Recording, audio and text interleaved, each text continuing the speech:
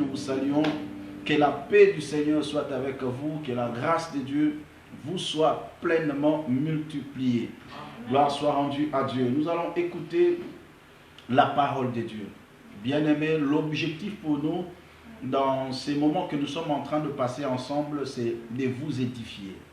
Chaque dimanche, l'Éternel nous a mis à cœur de passer ces moments que nous avions dénommés un moment de rafraîchissement et un moment de réconfort. Pourquoi rafraîchissement? Parce que nous disons que le parcours que nous sommes en train de faire a de différentes réalités auxquelles nous sommes exposés.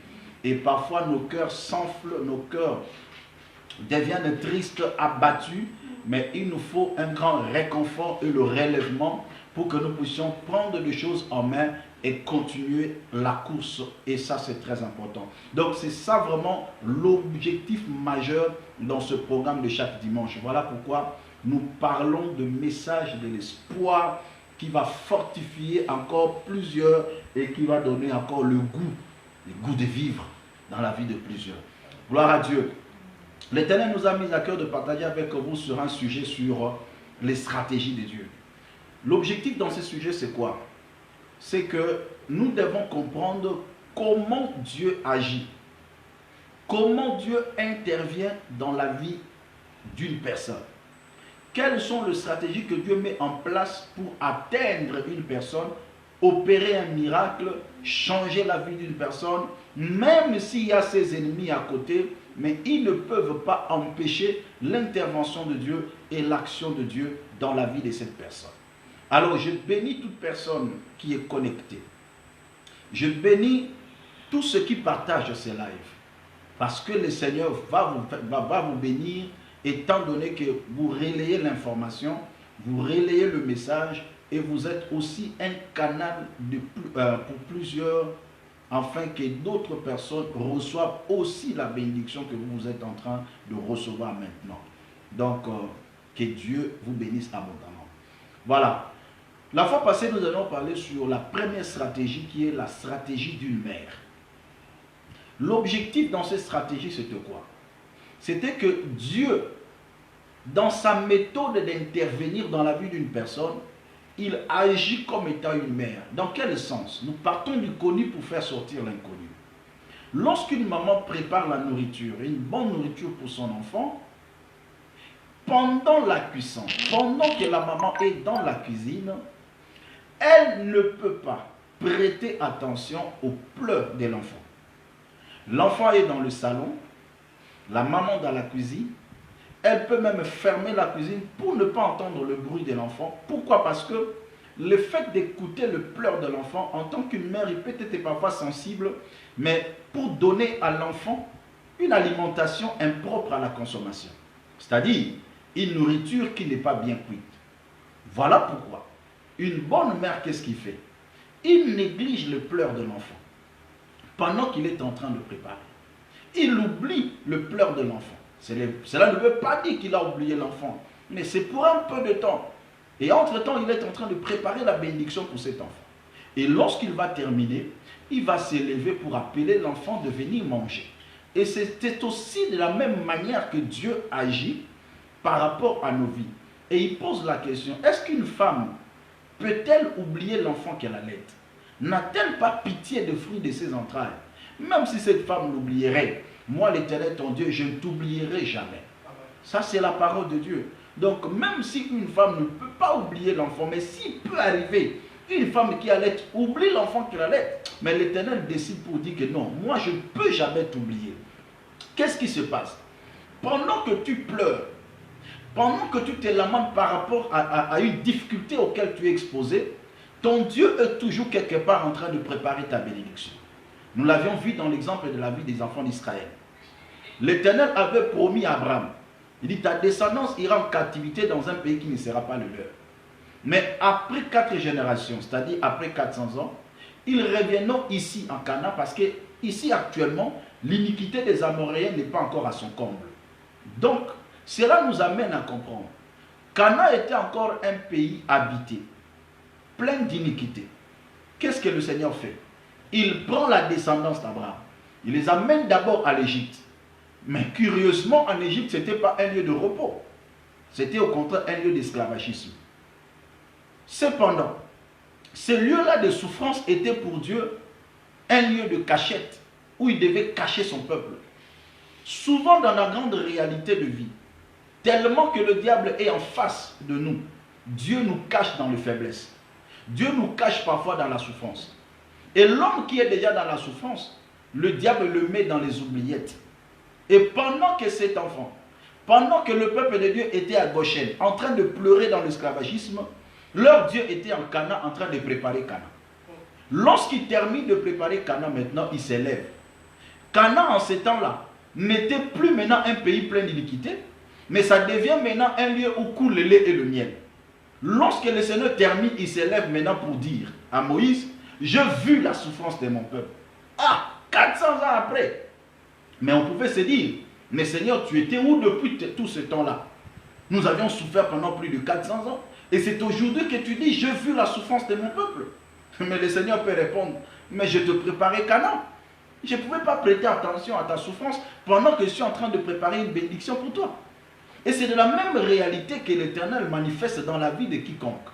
Le Seigneur peut te mettre dans un temps d'oubli, pour un peu de temps seulement, mais entre-temps, il prépare une très grande bénédiction pour toi.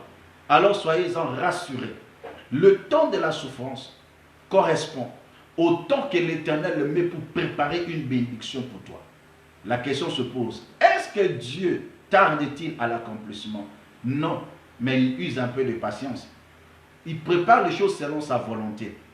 Et au temps marqué par le Père, le Seigneur va te ramener dans ton Canaan, le lieu où coule le lait et le miel. Voilà la première stratégie qui était la stratégie d'une mère. Et aujourd'hui, par la grâce de Dieu, nous allons partager la deuxième stratégie, qui est la stratégie d'échantillonnage. J'aimerais un peu être plus scientifique pour que vous puissiez comprendre avant d'être spirituel. C'est très important. Parce que la nature elle-même ne vous enseigne-t-elle pas? Pour comprendre le principe d'échantillonnage, nous ne devons pas parler de ces choses si nous ne touchons pas quelques réalités scientifiques. Et si nous ne touchons pas la nature, c'est alors que nous allons comprendre ce genre de stratégie que Dieu aussi utilise. La première des choses, il faut comprendre que l'échantillonnage vise à obtenir une meilleure connaissance d'une personne ou d'une population. Je répète, l'échantillonnage vise à obtenir une meilleure connaissance d'une ou plusieurs populations par l'étude d'un nombre d'échantillons jugés statistiquement représentatifs. Je vais me résumer et je vais simplifier la connaissance. C'est très important. Mais je donne d'abord d'une manière générale que l'échantillonnage vise à obtenir une meilleure connaissance d'une ou de plusieurs populations par l'étude d'un nombre d'échantillons. Donc, dans l'échantillonnage, nous tirons le mot échantillon, qui est jugé statistiquement représentatif. Donc, dans l'échantillonnage, nous voyons une collection, un aperçu, un prélèvement, une mise à part. Voilà. C'est quoi maintenant un échantillon? Je vais l'expliquer dans le domaine marketing, dans l'étude de marché, et aussi dans le domaine de la vente. Parce que c'est là où on va plus s'atteler pour comprendre ce que je suis en train de dire. Un échantillon, c'est un ensemble d'individus représentatifs d'une population. Là, c'est dans le domaine de l'étude du marché ou de l'étude dans quelques domaines. Donc, on prend l'ensemble d'individus, quelques individus qu'on prend, qui soient représentatifs d'une population quelconque. On prend l'échantillon là. Mais l'échantillon a aussi une autre formule, un autre langage. Par exemple, l'échantillon des marchandises. Là maintenant, c'est un article qui est destiné à montrer la qualité des marchandises vendues. Donc, un article qu'on prend d'une manière représentative pour faire voir les qualités des marchandises que nous possédons. C'est ce domaine-là que je veux plus exploiter. Et l'Éternel va nous bénir. Alors serrez vos ceintures. Je vais vous amener maintenant dans la compréhension pour entrer vif dans la révélation de la parole de Dieu. Nous aurons quelques versets à lire et vous allez comprendre qu'est-ce que Dieu est en train de faire dans ma vie et pourquoi Dieu fait ceci dans ma vie. Je disais que l'échantillon de marchandises, c'est un article destiné à montrer la qualité des marchandises vendues. Donc, je ne peux pas prendre toutes les marchandises vendues, je le mets devant là-bas. Non. De principe, dans un magasin, si tu entres, tu vas voir les échantillons. Ça dit des articles qui sera frappant, qui va te faire voir que non, on a des bons articles ici. Mais souvent, l'échantillon, on ne le vend pas. On ne vend pas l'échantillon. Il reste là. Mais il montre la qualité des marchandises que nous possédons. Allez-y comprendre. C'est quoi l'objectif de l'échantillon? Premièrement, c'est pour montrer la qualité des marchandises. Deuxièmement, c'est pour faire voir aussi le bienfait et le savoir-faire de l'entreprise. Ainsi de promouvoir aussi à sa notoriété.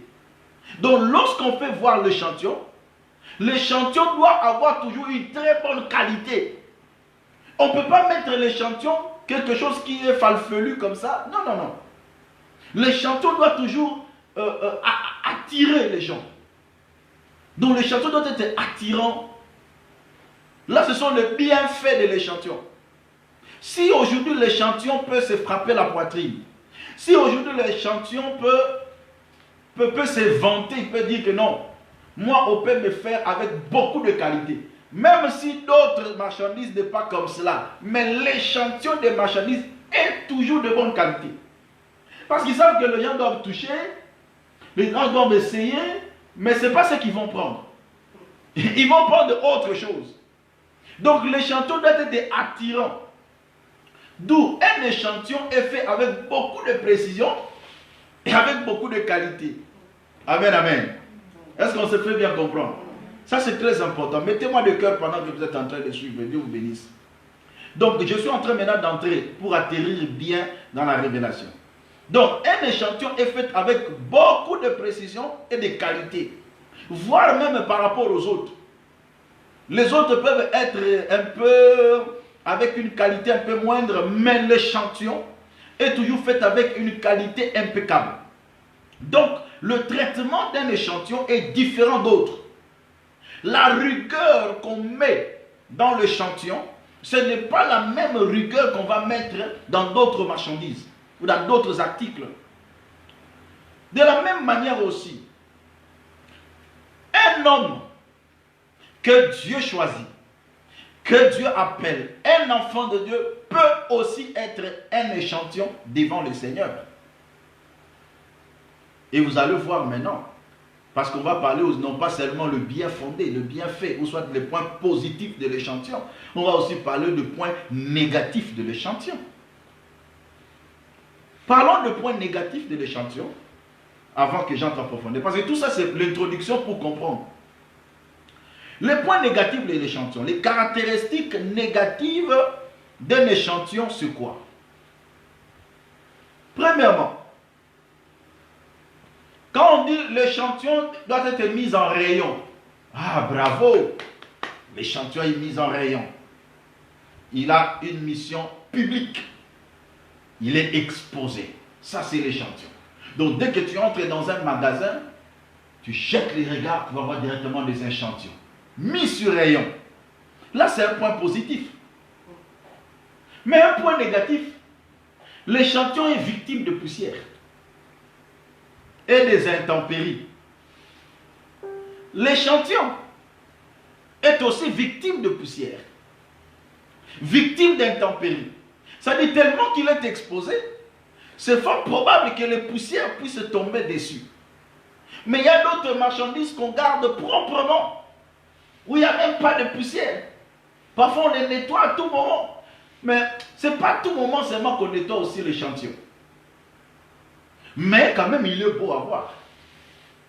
Mais quelque chose qui est encore plus difficile pour l'échantillon, c'est quoi? L'échantillon a été toujours invendu. Donc, on peut vendre d'autres articles. mais on ne vend pas l'échantillon. Mais quelle est sa valeur si il n'est pas vendu? Il a aussi besoin qu'on l'utilise, qu'il entre dans la maison de roi. Alléluia. Mais l'échantillon est invendu. Ça, ce sont des points négatifs, l'échantillon. Il est resté là-bas. Il sert comme de roulage. Il fait passer les autres. Donc quand les gens viennent, ah, cette cravate est belle, hein? Mais ils ne vont pas prendre ça. Il dit, donne-moi ce genre de cravate. On va dans le dépôt. On prend la cravate, on vient donner. Mais l'échantillon reste là. Et c'est comme ça. Donc il fait voir la beauté des autres que lui-même ne bénéficie pas. Il est un échantillon. Mais encore, la finalité de l'échantillon. Et c'est par là maintenant je vais entrer. Quelle est la finalité d'un échantillon? Qu'est-ce que l'échantillon peut avoir comme sujet d'espoir? C'est tout simplement, lorsqu'il n'y aura rien dans le dépôt, pour clôturer les affaires, on peut vendre l'échantillon. Mais l'échantillon a été toujours vendu aux enchères. Allez-y comprendre. Il reste un seul article, mais 3 prénoms sont là. Qu'est-ce qu'ils vont faire? On peut vendre cela aux enchères. Un autre encore avantage dans la fin de l'échantillon. L'échantillon, à la fin de compte, est utilisé par le propriétaire. Souvent, lorsqu'on clôt les affaires, ce sont les propriétaires qui utilisent l'échantillon. Je donne un exemple. Une maman qui vend des chikwang. Il dit que j'ai des chikwang de très bonne qualité. Même si ce n'est pas de bonne qualité, il va prendre une chikwang qui est un peu attirant là. Il ouvre le feuille et il fait voir la blancheur de la chikwang. Et lorsque les gens s'approchent, ils disent cette maman a de très belles chikwang. Mais tu peux être curieux d'ouvrir une autre chikwang, tu vois que c'est noir à l'intérieur. Mais tu dis, mais il m'a trompé ou cette dame m'a trompé. Moi, j'ai cru qu'il y avait de bonnes choses ici. Qu'est-ce que nous pouvons tirer comme leçon? Et je vais maintenant entrer dans 2 versets. La grande leçon, c'est quoi? Dans la stratégie d'échantillonnage, Dieu peut te prendre. Il t'expose. Il te laisse parfois dans un moment dur de la vie. Mais pour servir d'exemple à d'autres personnes lorsqu'il va te délivrer. Donc il te fait passer dans une période sombre, dans le blocage, dans le célibat, dans la stérilité, dans la maladie. Mais après, il sait qu'il va t'en délivrer. Mais pendant que tu es dans la souffrance, c'est tout le monde qui apprend ta souffrance. C'est tout le monde qui dit, mais cette personne vraiment a souffert. Mais l'Éternel te prend comme l'échantillon afin de manifester sa gloire dans le monde. Afin de dire aux gens, voilà comment Dieu agit. C'est ça le principe d'une manière claire, le principe d'échantillonnage. Il prend quelqu'un qui est exposé à la douleur, exposé à la souffrance, mais lorsque le Seigneur va les délivrer, sa délivrance va apporter le réconfort de plusieurs personnes. Voilà pourquoi pendant que tu souffres, c'est tout le monde qui apprend ta souffrance. Tu es humilié par tout le monde. Mais le jour où Dieu va te visiter, tout le monde dira non, Dieu est merveilleux. Amen. Tu as été un échantillon. Alléluia. Lisons la parole de Dieu. Prenons. J'aurai 2 parties dans ce message. La première partie, ce sont des héros que Dieu prépare et ils en font comme des échantillons. 1 Pierre chapitre 2 verset 21. Je répète que si Dieu veut enseigner et augmenter la foi du monde, il choisit une personne en qui il va imposer une souffrance connue de tous, humiliée. Mais quand Dieu va l'élever, tout le monde va servir Dieu, tout le monde va glorifier le Seigneur, tout le monde dira que non, Dieu est vivant. Non, Dieu est vivant. Il a béni cet homme. Il a donné ceci à cette femme. Non, on ne croyait jamais que cette femme pourrait s'en sortir. On ne croyait jamais que cet homme pourrait en sortir. N'est-il pas une leçon que Dieu est en train de donner? Tu as été comme un échantillon de Dieu. Allez-y ma soeur, lisez 1 Pierre chapitre 2, verset 21. 1 Pierre chapitre 2, verset 21. J'ai lu la parole du Seigneur. Alléluia. Et c'est à cela que vous avez été appelés. Et à cela que vous avez été appelés. À quoi? Parce que Christ aussi a souffert pour vous. Parce que Christ aussi a souffert pour vous. Vous laissant un exemple. Vous laissant un exemple. Donc, l'échantillon fait toujours fonction d'exemple. Allez-y. Afin que vous suivez ses traces. Afin que vous suivez ses traces. Donc, Jésus aussi était comme un échantillon de Dieu lorsqu'il était encore sur la terre. Donc, pendant que Jésus était sur la terre, il était comme un échantillon de Dieu. La souffrance qu'il a vécue, les difficultés qu'il a vécues, la victoire qu'il a vécue, cela nous servait d'exemple. Donc, quand Jésus souffrait là, pour Dieu, cette souffrance était une période d'exemple. Voilà pourquoi Jésus disait, si on en fait ces choses au bois vert, qu'arrivera-t-il au bois sec? Parce que le bois sec aussi va passer par là. Lui, il était venu comme un échantillon. Mais il a dit ceci, comme moi j'ai vaincu le monde, vous aussi, vous allez vaincre. Amen. Et c'est ça la réalité. Donc, Jésus est venu sur la terre comme l'échantillon de Dieu. Il a connu des souffrances, mais il en a été délivré.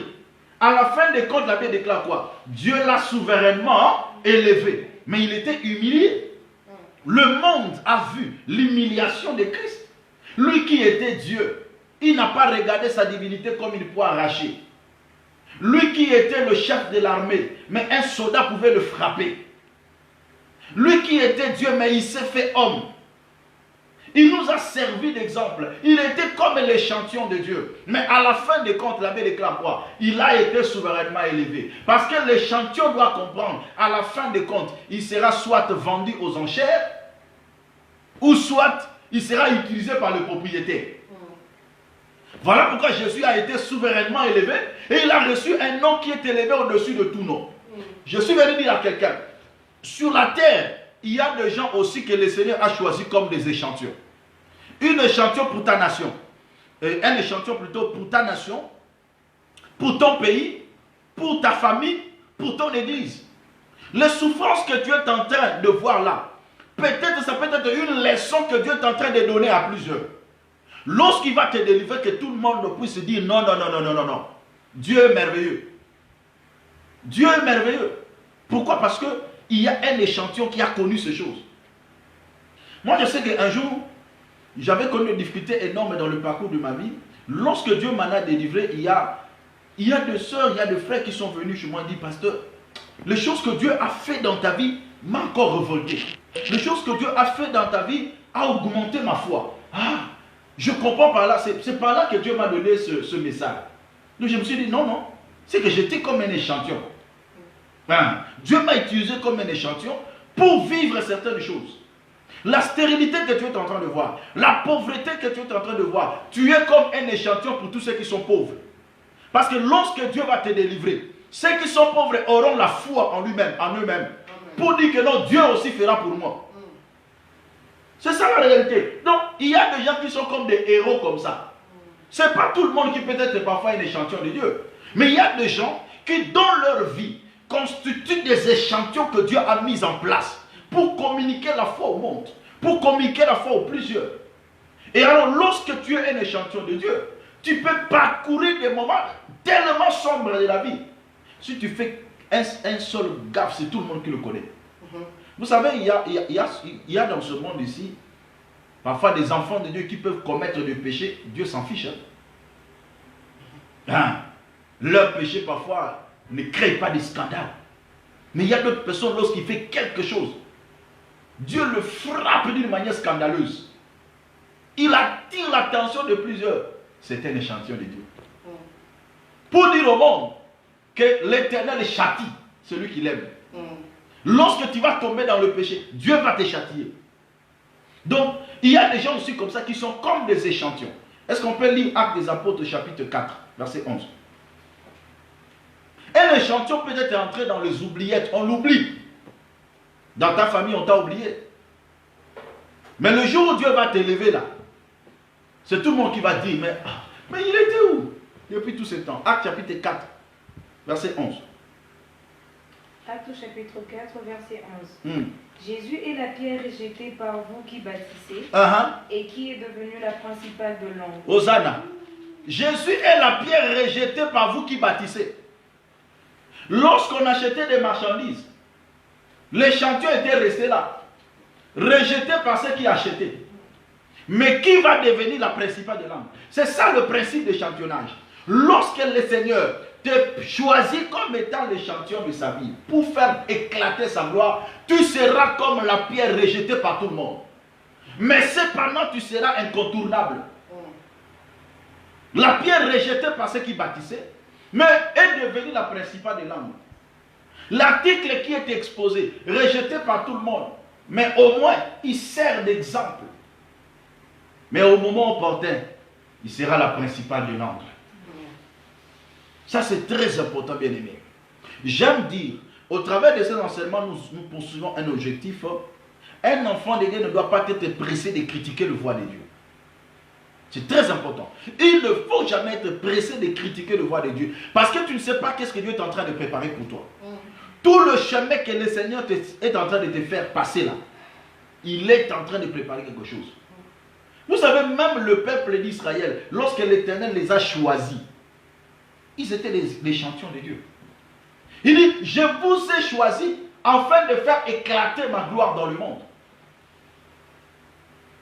Beaucoup de gens choisis par Dieu, l'Éternel les utilise souvent comme des échantillons. Mais il y a aussi un deuxième angle de ce message. Le Seigneur peut faire aussi de tes ennemis des échantillons pour manifester sa gloire dans les camps de tes ennemis ou dans le monde. Romains chapitre 9, verset 17. Romains chapitre 9, verset 17. Écoutez bien, bien aimé dans le Seigneur. Dieu peut faire de ton ennemi un échantillon. Écoutez. Car l'Écriture dit à Pharaon. Car l'Écriture dit à Pharaon. J'ai été suscité à dessein pour montrer en toi ma puissance. Hosanna. J'ai été suscité à dessein pour montrer par toi ma puissance. Et afin que mon nom soit publié par toute la terre. Afin que mon nom soit publié par toute la terre. Il dit à Pharaon, je t'ai suscité à dessein. Ça dit, moi-même j'ai fait Pharaon. Moi-même j'ai suscité Pharaon pour qu'il soit opposant de mon peuple. Frère, Dieu choisit Pharaon, il le fait opposant. Parce que, vous savez, quand il était encore en Égypte, la Bible déclare, l'Éternel a endurci le cœur de Pharaon. Il a endurci le cœur de Pharaon. Il a endurci. Donc, il l'a suscité par dessein, afin que lorsqu'il va le frapper, qu'il soit comme un échantillon qui va servir d'exemple. Le monde dira, hé, si Dieu te frappe là, tu es fini, tu es foutu même. C'est ainsi que partout où Israël passait, il semait la terreur. Leur Dieu a frappé Pharaon. Donc Pharaon était un échantillon. Pour faire voir au monde, il ne faut pas toucher les enfants de Dieu. Je déclare et je prophétise. Tes ennemis seront comme des échantillons. Dieu va prendre le plus grand sorcier de la famille là. Il le fera comme un échantillon. Il va les détruire. Et tous les petits sorciers, ils diront non, celui-ci on ne le touche pas. On ne le touche pas. On ne le touche pas. Je déclare et je prophétise que Dieu fasse de plus grands ennemis de ta voix un échantillon. Qu'il les détruise. Qu'il les fasse tomber. Pour que d'autres remarquent la puissance de ton Dieu et qu'ils le craignent. Ainsi tu vas une vie paisible. Une vie paisible. Le principe d'échantillonnage, c'est un principe important qu'il faut comprendre. Lorsque quelqu'un marche dans le mal, dans le péché, Dieu peut le frapper pour être l'échantillon, pour montrer aux hommes. Vous voyez comment je l'ai fait? Je peux aussi le faire pour vous. 1 Timothée chapitre 1, verset 15 à 16. 1 Timothée chapitre 1, verset 15 à 16. Écoutez ce que la parole est en train de dire. 1 Timothée chapitre 1, verset 15 à 16. C'est une parole certaine et entièrement digne d'être reçue. C'est une parole certaine et entièrement digne d'être reçue. Que Jésus-Christ est venu dans le monde pour sauver les pécheurs. Jésus est venu pour sauver le pécheur. Dont je suis le premier. Dont je suis le premier. Là, c'est l'apôtre Paul qui est en train de dire. Dont je suis le premier. Mais j'ai obtenu miséricorde. Mais j'ai obtenu miséricorde. Afin que Jésus-Christ fit voir en moi le premier toute sa longanimité. Afin que Jésus fasse montrer par moi. C'est ça ce que j'aime. Fasse montrer par moi. Donc, même Dieu a fait de Paul un échantillon. C'est toi qui combats l'église. Ok. C'est toi qui combats mon peuple. Ok. Je veux seulement t'utiliser. Alléluia. Celui qui détruit le peuple sera le prédicateur du peuple. Tu les détruisais à cause de Jésus. Jésus doit t'utiliser toujours comme cet échantillon-là. Pour montrer au monde qu'on ne le combat pas. Voilà pourquoi le souverain Caïphe avait dit, il ne faut pas combattre cet homme. Ne combattez pas ces hommes. Si leur entreprise vient de Dieu, qui va combattre Dieu? Alléluia. Vous savez que Paul n'était pas un païen. Paul était un judaïste. Avancé dans le judaïsme. Grandi sous le pied de Gamaliel. Il était docteur de la loi. Mais il avait une connaissance figée, bloquée. Il ne connaissait pas Christ. Il croyait servir Dieu qui ne servait pas Dieu. Alors l'Éternel a pris maintenant comme l'échantillon. Parce qu'il était connu. Les gens connaissaient Paul. D'ailleurs, le jour où le Seigneur l'a rencontré, il avait une lettre pour aller tuer les gens. Le Seigneur l'a rencontré à mi-chemin. Et le Seigneur l'a utilisé comme l'échantillon maintenant. Il dit, je veux t'utiliser comme l'échantillon et il te sera difficile de régimer contre les aiguillons. C'est-à-dire, les propres personnes sur qui tu as combattu et tué, toi tu vas les prêcher, tu vas prêcher le nom de la personne dont tu combattais autrefois. Alors il te sera difficile. Mais quand même pour épargner ta vie, va prêcher à Rome. Ne prêche pas à Jérusalem parce que tu as tué beaucoup de gens ici. Ici, là, on va te tuer. Mais vous savez qu'il était mort à Jérusalem. Cependant, Dieu lui a dit d'aller à Rome. Bien-aimé dans le Seigneur, laisse-moi vous parler. La souffrance que tu es en train de constater dans ta vie, le Seigneur t'a pris peut-être comme un échantillon. Pour montrer à ta famille qu'il est un Dieu qui bénit. Qu'il est un Dieu qui délivre. Parce que lorsque le Seigneur va te délivrer, que tout le monde puisse glorifier le Seigneur. Que tout le monde dise, ah, non, Dieu agit. Dieu agit. Même en matière de frapper là, Dieu peut te frapper correctement pour que tu sois un échantillon de plusieurs, pour que les gens craignent Dieu. Il y a d'autres personnes que Dieu ne blague pas avec eux. Voilà pourquoi moi j'aime dire aux gens, quand tu vois quelqu'un commettre le péché, il ne faut pas suivre. Peut-être toi tu es un échantillon de Dieu. La manière dont Dieu va te frapper, ça sera autre. Pour entraîner la peur et la crainte dans la vie de plusieurs. On va lire 2 versets, je vais clôturer. 2 Pierre chapitre 1, chapitre 2 plutôt, verset 6. 2 Pierre chapitre 2, verset 6. 2 Pierre chapitre 2, verset 6. S'il a condamné à la destruction et réduit en cendres les villes de Sodome et de Gomorrhe, les donnons comme un exemple aux impies à venir. Alléluia. Est-ce que tu peux reprendre ça? 2 Pierre 2, 6. Écoutez le principe d'échantillonnage. Il dit soit? S'il a condamné à la destruction et réduit en cendres les villes de Sodome et de Gomorrhe. S'il a condamné, réduit en cendres les villes de Sodome et de Gomorrhe, c'était pourquoi? Les donnons comme un exemple aux impies. C'était pour le donner comme un exemple aux impies. Donc toute personne qui serait impie aura le même sort que Sodome et Gomorrhe. Donc Dieu prend Sodome et Gomorrhe comme un échantillon. Il a frappé Sodome et Gomorrhe sérieusement. Pour que Sodome et Gomorrhe soient, pour servir d'exemple. C'est ça l'échantillon qui sert d'exemple, qui montre comment l'action de Dieu se fera. Donc lorsque toi aussi tu vas te méconnaître devant Dieu, voilà le sort qui te sera réservé. De la même manière que Dieu le fait dans le domaine du péché, de la même manière que Dieu le fait aussi dans le bon terme. Donc ça dit, il peut aussi accepter qu'une souffrance te soit imposée, mais lorsqu'il va te délivrer, il sert d'exemple à plusieurs. Vous savez qu'il y a d'autres personnes, lorsque tu fais ton témoignage, tu donnes l'espoir aux gens. Ou tout simplement, lorsque les gens te regardent, tu sais combien de gens se sont convertis parce qu'ils ont vu le miracle dans la vie d'une personne qui a passé des temps dans la souffrance. Ils disent non, je dois croire à ces dieux-là. Non, Dieu, en tout cas, Dieu existe. Donc, moi j'ai vu les gens qui disent non, Dieu existe. Pourquoi? Parce qu'il a vu comment il a intervenu dans la vie d'une personne.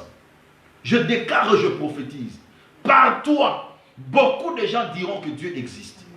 Par toi, beaucoup de gens vont croire au Seigneur. Beaucoup de gens vont donner leur vie à Jésus parce qu'ils diront non, non, non. Nous avions regardé la vie de cet homme. Non, Dieu existe. Cet homme était sans valeur. Inutile dans la société. Rejeté dans la société. Mais aujourd'hui, il est devenu quelqu'un. La pierre rejetée par ceux qui bâtissaient, mais devenu la principale des langues. Non, Dieu vraiment existe. Dieu vraiment agit. Tu as été un échantillon entre les mains du Seigneur afin de faire voir au monde que tu n'es pas n'importe qui.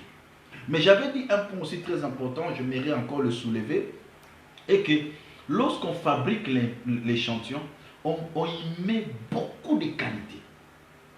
L'échantillon a toujours eu beaucoup de qualité. Si tu es un échantillon de Dieu entre les mains de Dieu, bien aimé, ne regarde pas la souffrance que tu vois là, mais regarde les qualités que Dieu a mis en toi. Dieu t'a fait d'une manière solide. Non, tu es tellement solide, tu es tellement dur, il y a des qualités que Dieu a mis en toi parce qu'il sait que tu vas faire fonction d'échantillon. Donc les difficultés ne vont pas te tuer. Les problèmes ne vont pas te détruire parce que tu es un échantillon. Je donne un exemple. Il y a certains articles, si tu l'exposes, par exemple, par rapport aux intempéries dans la chaleur, ça peut changer de couleur. Mais allez-y comprendre. Si tu prends l'échantillon qui est dans le rayon, qui sera soumis aux intempéries, tu le fabriques comme d'autres marchandises, tu ne vois pas que ça va changer de couleur dans le rayon. Ça va perdre sa qualité. Donc, qu'est-ce que le concepteur, le vendeur va faire? Il va prendre l'échantillon qui ne s'use pas par rapport aux intempéries, qui ne change pas par rapport aux intempéries. C'est-à-dire, même s'il y a la chaleur, mais cette marchandise ne va pas changer. Ça va rester intact. De la même manière, lorsque Dieu t'a destiné comme étant l'échantillon, il met en toi tellement de capacités, tellement de potentialités, que même si tu rencontrais ces difficultés-là, ça ne va pas te détruire, ça ne va pas te basculer. Tu resteras toujours toi. Tu vas vivre l'accomplissement de la parole qui déclare « Aucune tentation qui vous est survenue qui n'ait été humaine, et Dieu qui est fidèle ne permettra point que vous soyez tentés au-delà de vos forces, mais avec la tentation, il préparera les moyens d'en sortir. » Un échantillon ne tombe pas. Même s'il rencontre des difficultés, on peut avoir peur de lui. Dire, mais il sera mort. Non, il ne mourra pas. C'est un échantillon. Tout ce qu'il est en train de vivre là, un jour le Seigneur va le délivrer et il sera un sujet de témoignage pour plusieurs. Voilà le mystère que Dieu fait. Donc il te fait d'une manière solide. Il te donne même des nerfs solides. Un échantillon ne peut pas rester là. Gastrite. Tension, estomac. Non, non, non, non, non, non. Un échantillon, même s'il traverse des périodes dures de la vie, au moins la tension a bien raté. Estomac qui maille. Mais comment on doit souffrir? Mais azakaka. C'est un échantillon. Les intempéries qui tombent sur lui ne le basculent pas, ne le bousculent pas. Il est toujours là. Vous pouvez dire que non, il va mourir demain. Il ne mourra pas. Il est un échantillon. Il faut qu'il soit le sujet pour faire éclater la gloire de Dieu. Donc Dieu va les délivrer pour que le monde dise non. En tout cas, Dieu existe. Zambazalaka, frère. Zambazalaka. Bah, échantillon. Il y aura ma parenthèse. Échantillon à kokutana makamba makasi ya ndengini. Nzamba destina ya za l'échantillon. Problème na ezani atakutana mbula na mopepe au kufate. Au zalawana. Et qu'on bouscule yété. Mukilinde ba omona. Kaza bousculé. Vina yesuki. Akokufa. Mais acteur à film. Assez chanteur. Un chanteur comme un acteur de film. Lorsque tu le regardes, c'est comme s'il va mourir. Il ne va pas mourir parce que s'il meurt, le film s'arrête. Le metteur en scène a déjà prévu les choses. Si tu es un échantillon, ta vie dépend du metteur en scène qui est Dieu. Il a prévu déjà la victoire. Mais il le fait pour que les gens voient comment il agit. Donc si les gens veulent donner l'exemple de ses actions, il peut t'utiliser. Bon, dis-moi, si les gens doivent savoir que Dieu bénit, qu'est-ce qu'il va faire? Il va seulement venir dire que non, je bénis. Non, il doit prendre quelqu'un. Il le soumet dans une vie de pauvreté excessive. Il devient même mendiant, sans issue, sans ressources. Mais après, le monde doit savoir qu'il est sans ressources. Le monde doit savoir qu'il est pauvre. C'est ça l'objectif. Donc sa souffrance va transpirer. Mais lorsque Dieu va l'élever, c'est tout le monde qui dira, ah non, non, il faut laisser tomber. Dieu existe, frère. Frère, Dieu existe. Est-ce que tu connais la vie de cet homme-là? Tu sais comment il a vécu. Mais aujourd'hui, regarde ce que Dieu a fait pour lui. Ah, tu as été un échantillon de Dieu. Amen. Mais si tu es maintenant un échantillon de Dieu, tu commences maintenant à critiquer le voix de Dieu. Allez-y comprendre. Il y a des gens qui sont des pleureurs ou des pleureuses par rapport à leur situation. Ils se posent tant de questions. Seigneur, pourquoi ceci m'arrive? Pourquoi cela? Pourquoi cela? Aujourd'hui, Dieu t'a répondu. Tu es mon échantillon. Pour faire manifester ma gloire auprès de plusieurs. Et il te dit aussi, tes ennemis là qui te combattent, le grand sorcier là, le Seigneur le fera comme un échantillon. Ça, c'est ma prophétie que je te donne aujourd'hui. Que tout ce qui s'élève contre toi, il faut que le Seigneur fasse savoir au monde qu'il est puissant pour délivrer et pour sauver. Et le monde saura au travers de ce que Dieu fera en toi. De la manière dont l'Éternel va détruire tes ennemis, ils sauront que le Seigneur est vivant. Que Dieu bénisse et que Dieu bénisse sa parole. Jésus ne change pas, Jésus ne change pas, Alléluia, Jésus ne change pas, il est mon sauveur, il est toujours le même. Jésus ne change, Jésus ne change pas.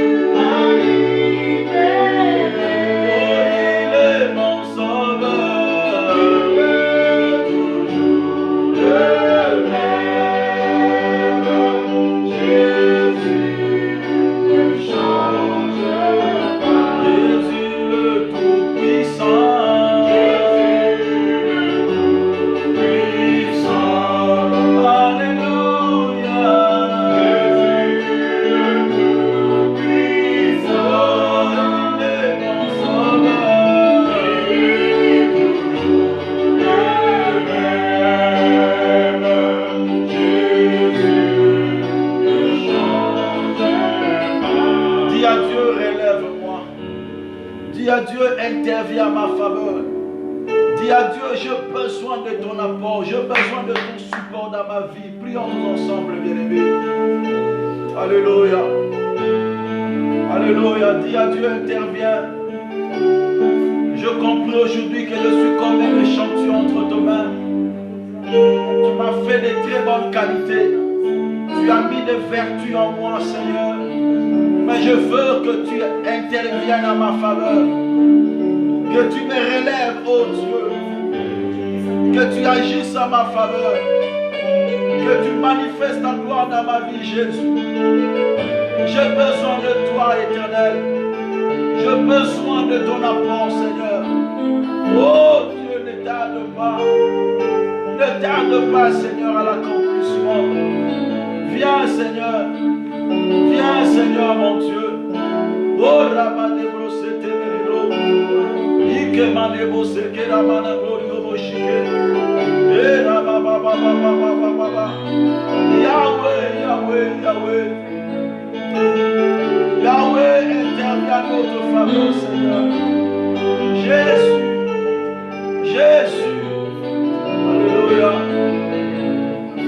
Abio, papa. Abio, papa. Abio, papa. Abio, papa.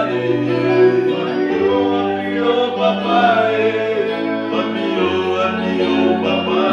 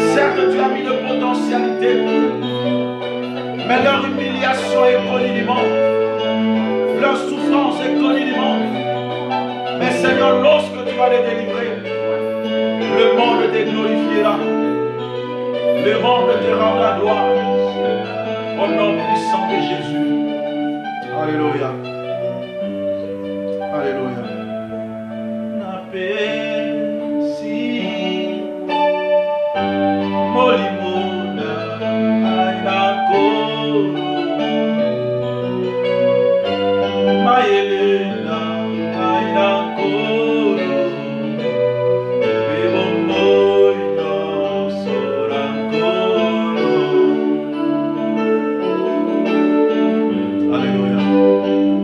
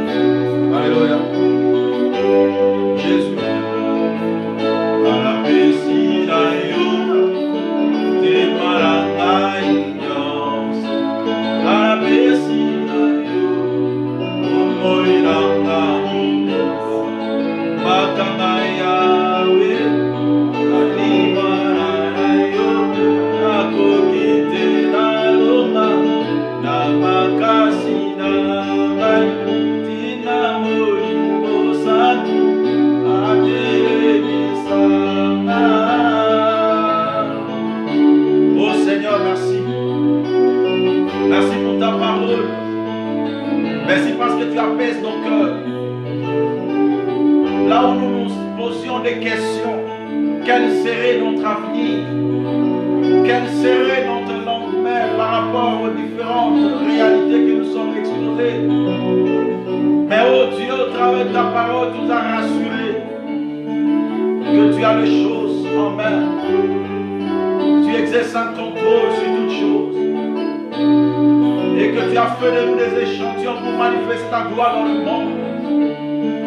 Laisse que notre temps arrive, Seigneur, pour que tu nous bénisses, pour que tu nous élèves, afin que par nous, Seigneur Dieu, que tu manifestes ta gloire dans le monde, et que le monde sache que tu es le véritable Dieu. Au nom de Jésus, que nous avons ainsi prié. Merci Seigneur. Amen. Amen. Amen. Gloire soit rendue à notre Dieu. Gloire soit rendue à Dieu. Que Dieu vous bénisse abondamment. Que la grâce et la paix du Seigneur vous soient encore multipliées. Nous vous disons merci parce que vous avez été là ensemble avec nous dans ce moment de prière, dans ce moment de la parole de Dieu, dans ce moment de rafraîchissement. Donc que Dieu vous fasse encore énormément de bien. Nous sommes de cœur avec vous. N'oubliez pas notre programme de chaque lundi, mercredi et vendredi à partir de 19h sur Facebook Audio. Et chaque dimanche, nous sommes là avec vous à partir de 18h pour notre moment de rafraîchissement et de réconfort. L'objectif, comme je l'avais dit dans ce temps, c'est pour vous communiquer encore la foi, vous communiquer l'espoir, pour dire que dans les différentes réalités que vous êtes en train de vivre, vous êtes des enfants de Dieu. Hormis toute chose, Dieu a le contrôle sur tout. Et au moment marqué par le Seigneur, il va vous relever et vous faire encore de bien.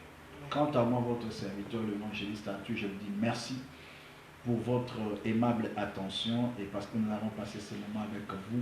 Que la paix de Dieu soit dans vos maisons, que la bénédiction de l'Éternel vous soit pleinement multipliée. Soyez bénis, bénis, bénis. Bye bye.